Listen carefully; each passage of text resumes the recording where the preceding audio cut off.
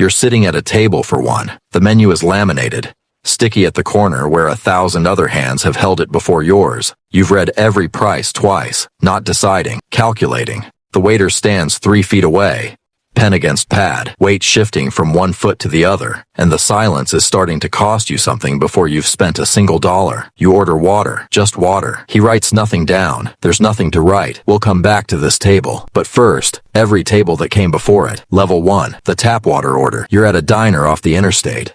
Fluorescent lights humming overhead. Vinyl booth cracked at the seam. Coffee is $1.75. Refills included. That's the whole plan.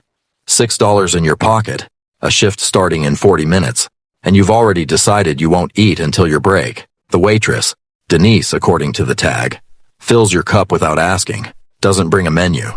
She's read this booth before. She knows the guy who orders coffee and nothing else isn't being difficult. He's being careful. You say thank you. She nods and moves to the next table before you finish the sentence. And you watch her linger there longer, warmer, laughing at something the other customer said. You're not offended.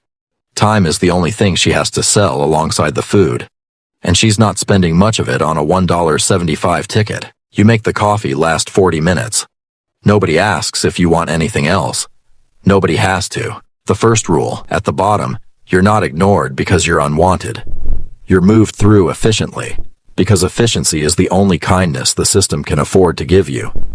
Level 2, the value meal, $12 tonight. And it feels like room to breathe for once. You order the $8.99 combo. No upgrades. Water instead of soda to save the $2.50. The waiter, young, clearly counting his own tables the way you're counting your dollars, brings it out fast. No small talk. No, how's everything tasting? He refills your water once without being asked, which feels like a small grace, and drops the check face down before you finish chewing. You leave $1 on a $9 ticket and feel the shame of it before you've even stood up from the booth. Nobody said anything about the tip. Nobody had to. The energy at the table already told you what he thinks a $1 tip means about who you are, and he's not wrong to think it. The second rule, at this level, service isn't cold. It's proportional.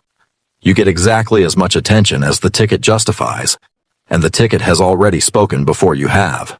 Level 3. The $22 entree. You've got a real job now. Steady paycheck. Direct deposit every 2 weeks. You come in on a Friday and order the chicken parm without checking the price first. And something about not checking feels like a small victory nobody else in the restaurant can see.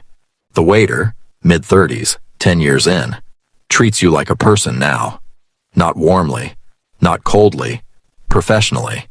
He recommends the soup. You say yes. He mentions the $14 glass of wine exists without pushing it, testing which kind of customer you are. You order a Coke instead. He doesn't flinch. This is the middle ground. Recognition without investment.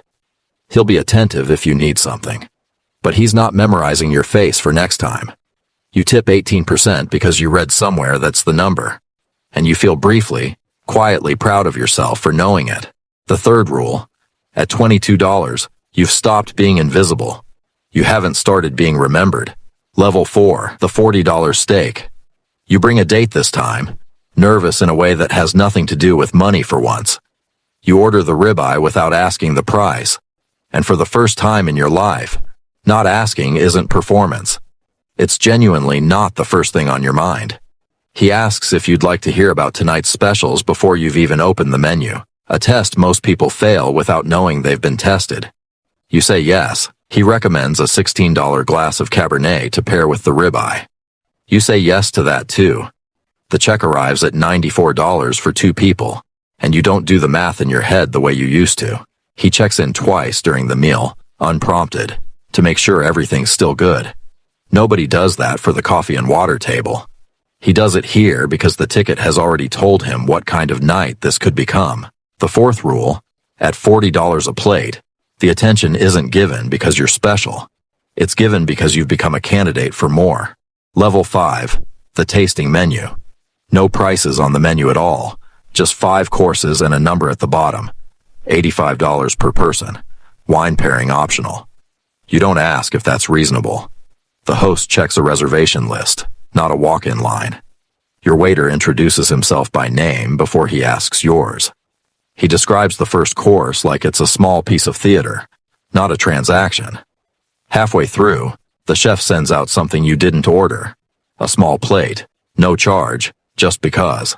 Nobody at level 2 ever received something they didn't ask for and didn't pay for. This is the moment you understand something the earlier version of you couldn't have. Real generosity only shows up once the ticket has already proven you're worth investing in. The fifth rule, the free things start appearing exactly when you can most afford to pay for them anyway. Level 6. The $200 dinner. You've stopped reading the wine list top to bottom. You start from where you actually want to be. And the waiter can tell the difference between someone reading prices and someone reading descriptions. He suggests a bottle that isn't the second cheapest, the classic trap for level 3 customers, because he's already clocked that you won't blink at the number. The sommelier comes to the table personally, flagged by the waiter, not requested by you. When you return from the restroom, your napkin has been refolded, small, unnecessary, deliberate. You're being managed by more than one person now, and none of them are being paid extra to do it. The sixth rule. Past a certain number, the restaurant isn't serving your order anymore. It's curating your entire experience of the building. Level 7. The private room. A door that closes behind you. The general manager introduces himself before the waiter even brings water. He knows your name, knows it's your third visit this year, mentions the wine you ordered last time without checking a note card. Because at this level, remembering isn't a system, it's a job requirement. The tasting menu here has no printed price. If you have to ask, that's the whole point of the door that closes. The people behind it stopped needing to ask a long time ago. Courses arrive that weren't on any version of the menu you were shown. Built specifically because the kitchen was told who's in the room tonight. You're not choosing from options anymore. Options are being generated around you in real time. The seventh rule. The highest form of service isn't fast or warm, it's invisible, anticipatory, engineered so precisely that you never notice the machinery working underneath it. Level 8. No menu at all. You don't order. The chef comes out personally, sits briefly at the edge of the table, asks what you're in the mood for, then disappears into the kitchen to build something around the answer. There's no bill presented at the table. It arrives later, quietly, through a channel that isn't a card machine at your elbow. Nobody hovers. Nobody checks in every 10 minutes the way they did at level 4, because at this level, checking in too often would be the mistake. Not too little attention. The restaurant isn't performing hospitality anymore. It's disappearing around you so completely that the only thing left in the room is the food and the conversation, which was always the actual luxury the whole ladder was pointing toward. The eighth rule. The most expensive table in the house is the one where you can no longer see anyone working at all. Somewhere right now, someone is sliding into a booth off the interstate with $6 in their pocket, and 40 minutes before a shift starts, they order coffee, just coffee. The waitress fills the cup without asking and doesn't bring a menu because she's already read the whole story before they said a word. They don't know yet that the way they're treated tonight has nothing to do with who they are, and everything to do with a number they haven't spent yet. They think this is about the food. It was never about the food. You look up. The waiter is still standing there, pen against pad.